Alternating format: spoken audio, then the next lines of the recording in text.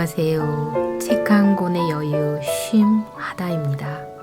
세수할 때 허리 아파서 옴짝 못 해본 적 있으신가요? 겪어보지 않으면 알 수 없는 통증이겠죠. 마치 몽골 사막의 낙타가 정교한 자세로 그 큰 몸집을 일으키듯 놀란 근육을 달래는 심정이 얼마나 엄숙해지는지 겪어보신 분이라면 100번 공감하실 겁니다. 오늘은 나이 들어가면서 커다란 과제로 떠오르는 근감소증과 관련한 책을 준비하였습니다. 근육혁명. 책 제목이 상당히 도전적이죠. 정형외과 메디컬 센터 전문의들이 펴낸 이 책은 5060 나이대들의 근육 문제를 심도 있게 파헤치고 있습니다. 보디빌더, 패션 피플러와 같은 멋쟁이보다는 허리, 무릎, 어깨 통증을 호소하는 분들을 위한 효과적인 운동법을 다루고 있습니다. 정확한 운동법을 설명하기 위해 동영상으로 바로 연결되게 QR코드 이미지를 실어 종이책의 한계도 해결하였습니다. 암보다 무서운 근감소증의 치료약은 아직 없다고 하니 자신의 증상에 따른 운동법을 익혀 꾸준히 관리하시는 데 큰 도움 되겠습니다. 100세까지 오래오래 사세요. 무병장수를 상징하는 덕담이 현실이 되었습니다. 우리 엄마도 친구 엄마도 90세를 훨씬 넘기신 분들을 어렵지 않게 뵐 수 있으니까요. 진짜로 100세 시대가 되었습니다. 고맙고 감사한 반면 안타깝고 염려되는 마음도 감출 수 없습니다. 아닌 게 아니라 칠첩반상의 반찬수를 무색해 하는 알약들이요. 색깔도 가지가지로 눈도 박지 않으실 텐데 구별은 하고 삼키시는지. 예전 같지 않아? 마음은 20대인데 몸은 말이야. 라는 말이 절로 나오신다면 나이가 들었다는 것입니다. 삶의 방향을 바꾸고 생활 방식을 달리해야 한다는 신호입니다. 나이가 들면 여러 가지 신체 기능이 떨어지게 됩니다. 어떤 기능이 어떻게 떨어질까요? 젊어서는 막대한 예비 용량을 가진 폐도 나이가 들면서 탄성을 잃어갑니다. 소화액의 양도 줄고 혈관도 좁아지고 콩팥의 무게와 부피도 줄어듭니다. 성과 관련 기능도 떨어지고 근육도 예외는 아닙니다. 40세 이후의 근육의 양은 매년 1%씩 감소합니다. 60세가 되면 중년일 때보다 근력이 20%가 떨어지고 70세에는 40%가 떨어집니다. 젊어서 근육량을 많이 만들어 놓았다면 매년 1%씩 감소한다고 해도 나이 들어서까지 웬만큼 근육량을 유지할 수 있겠지만 그렇지 않았다면 심각한 상황에 이르게 됩니다. 근육량이 줄어드는 것을 그냥 노화 과정의 하나로 생각할 일은 아닙니다. 세계보건기구에서는 근육량의 감소 정도가 심한 상황을 하나의 질병으로 규정하고 근감소증이라 이름 붙였으니까요. 근감소증이 생기면 사망률이 높아집니다. 거동하기가 불편해지고 당뇨, 고혈압, 심장질환, 뇌졸중 등 치명적인 성인병이 잘 생기고 치매도 잘 걸립니다. 사망하기 전까지 누워있는 상태로 있는 기간이 길어지게 됩니다. 근감소증은 나이가 들수록 발생 가능성이 높아 60세 이후엔 가속화될 수 있습니다. 특정 약물이 없습니다. 호르몬 테스토스테론의 대체요법이 있긴 하지만 영양 보충과 운동요법이 최선입니다. 근감소증을 유발하는 위험 인자로는 노화, 신체활동 및 단백질의 부족, 호르몬의 영향 및 스트레스 등입니다. 생활 방식의 변화가 반드시 필요한 증상이지요. 근감소증의 치료 핵심은 근력 강화 운동입니다.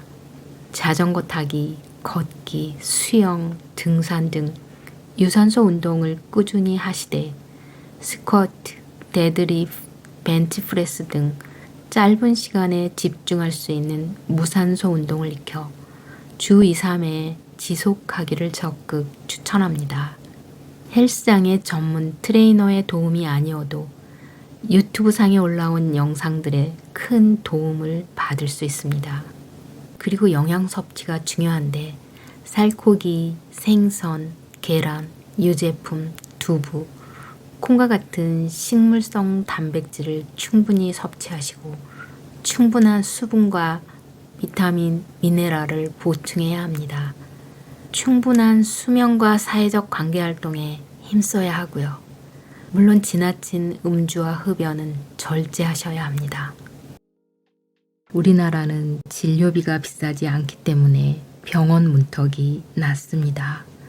몸이 아파도 큰 부담 없이 병원에 가서 진료를 받고 약을 먹거나 주사를 맞습니다. 진료실에 들어오는 60세 넘은 환자 중에 당뇨, 고혈압, 고지혈증 약을 먹지 않는 사람은 거의 찾아보기 힘들 정도입니다. 약을 처방해 드리려고 하면 먹는 약이 많아서 주저하는 분들을 쉽게 만납니다. 약을 안 먹을 수도 없고 먹자니 너무 많고 한숨을 내쉽니다. 혈압약을 먹고 있는데 관절염 약도 같이 먹어도 되나요? 당뇨약 먹고 있으니까 문제 생기지 않게 잘 지어주세요. 이런 말씀을 하는 분이 많습니다. 그런데 만약 고혈압 예방, 대장암 발생 감소, 유방암 발생 감소, 알츠하이머 예방, 관절염 예방, 척추 디스크 예방 등의 효과가 매우 좋은 약이 있다면 어떨까요? 게다가 이 약은 돈이 들지도 않고 부작용도 매우 적다고 한다면요. 누구나 다 먹으려고 할 것입니다. 그런데 의외로 이 약을 먹지 않는 분이 많습니다. 이상하죠? 무슨 약이길래 그럴까요? 그 약은 바로 운동입니다. 운동이 약이다라는 말을 들어보신 적이 있으실 겁니다. 이는 그냥 듣기 좋으라고 하는 말이 아닙니다. 운동이 실제 건강에 어떤 도움을 주는 걸까요?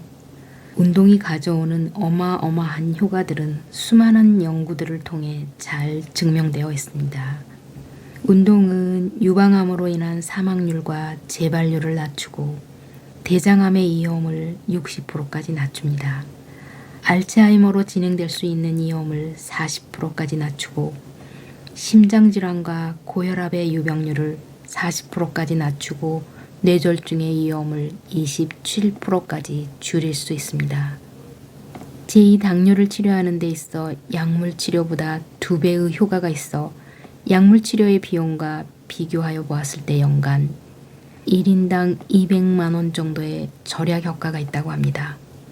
운동의 효과에 대해 나열하다 보니 운동만 하면 아무 병에도 걸리지 않을 것 같은 착각까지 들 정도입니다.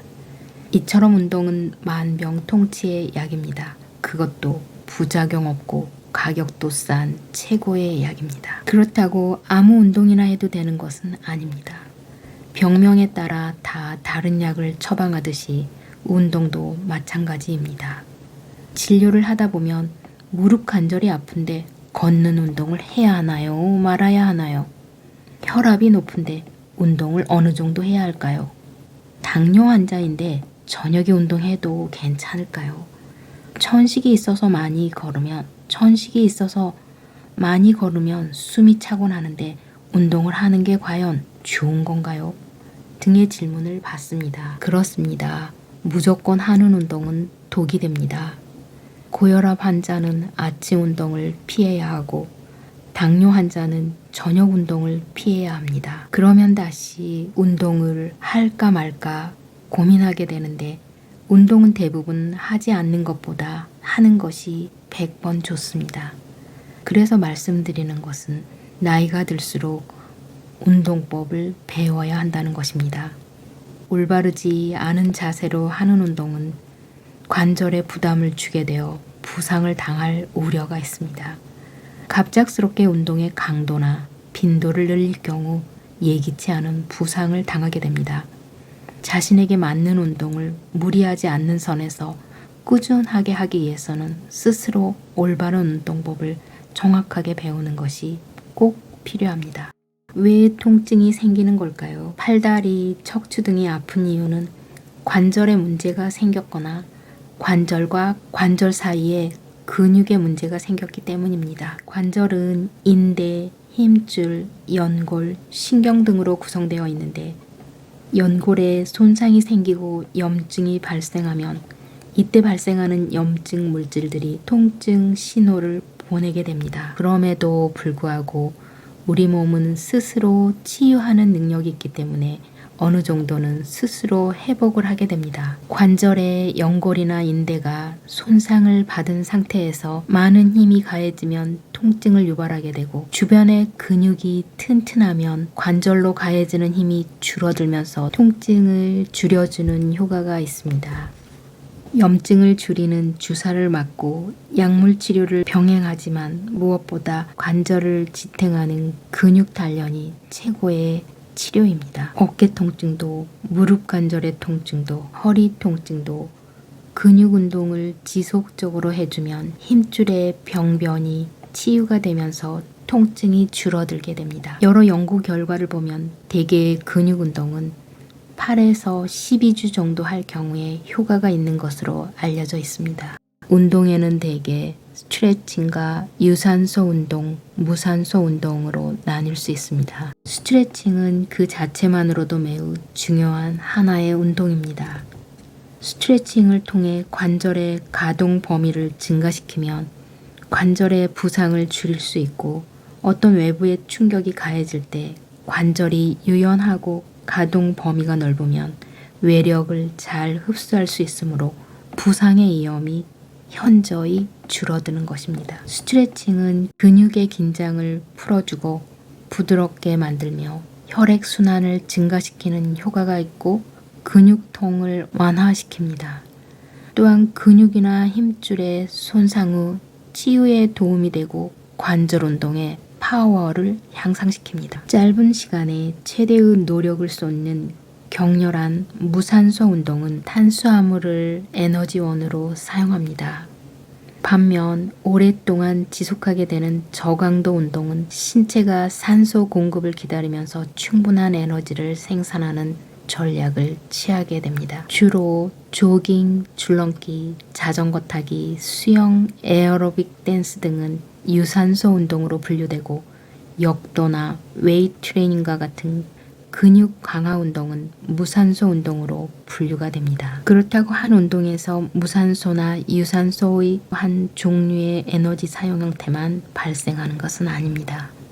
달리기 중에서도 100m 달리기와 같은 전력 질주는 무산소 운동이고 덤벨을 20분 넘게 지속적으로 드는 운동을 한다면 무산소보다는 유산소 운동이 될 것입니다. 요즘 들어 쉽게 피로해지나요?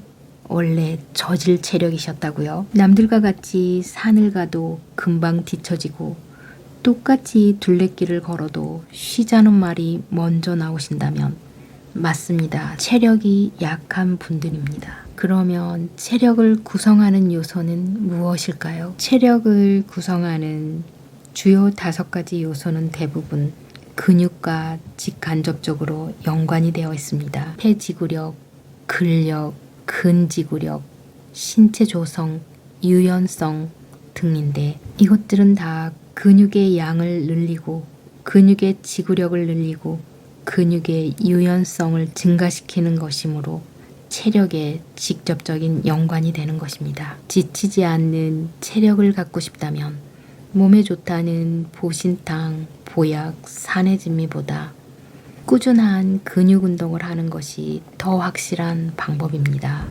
저의 경우 운동을 치료 목적으로 정확한 부위에 맞춰 일정한 순서를 유지하는 것이 큰 도움이 되었습니다.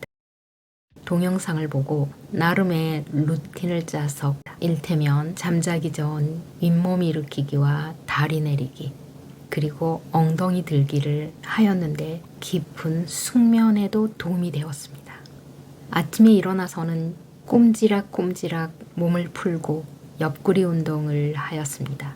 그리고 허리 통증 치료의 핵심 코어 운동 2가지를 하였는데 하나는 데드버기라고 벌레가 죽은 모양과 비슷해서 이름 붙여진 운동인데 누워서 팔다리를 교차로 들고 내리기를 하는 것입니다. 다른 하나는 버드독이라고 새가 날아가는 모양과 비슷해서 붙인 이름인데 네 발 기기 자세에서 팔다리를 교차로 들고 내리기 하는 것입니다. 강도를 조절할 때는 덤벨을 사용하였습니다. 허리의 주요 근육 5곳의 운동을 수면과 연결시켰고 스쿼트를 주 2, 3회씩 번갈아 속 근육 강화에도 힘썼더니 운동해야 한다는 부담은 확 줄고 하루 일과는 훨씬 가벼워져서 참 좋았습니다. 근감소증이 있는 사람들이 건강을 개선하기 위해서는 반드시 적절한 운동을 병행해야 합니다. 운동은 체력의 주 요소인 근력, 근지구력, 면역 기능과 건강을 향상시킵니다. 따라서 유산소 운동으로 근육 내에 있는 에너지 생산 공장인 미토콘드리아의 에너지 대사를 저항성 근력 운동으로 근육의 비대를 자극하고 단백질 합성과 분해 사이의 균형을 조절함으로써 근력을 증가시키는 것이 근감소증 예방의 핵심이라고 생각합니다. 100세 시대의 성공적 노화란 질병이 없고 육체적, 정신적으로 온전하며 사회적 관계를 잘 유지하는 것이다 라는 말이 있습니다. 질병이 없도록 미리미리 예방하는 것도 중요하지만 일상생활에 통증이 없어야 합니다. 동네 산책 정도라도 하고 사회적 생활도 유지하려면 허리, 무릎, 통증이 없어야 하니까요. 100세 건강의 비밀, 근육부자, 찐부자로 행복하세요. 그럼 사회적 생활이 무엇인지 정의한 어떤 학자의 말로 마치도록 하겠습니다. 집에 틀어박혀 있지 않고 밖으로 나와서 여러 사람과 교류를 하고 대화를 하는 것이다. 실행하면 걸어다니는 전신운동을 하고 희노애락 등의 감정 기능이 활성화되며 생각하고 고민하는 정신 기능을 자극한다.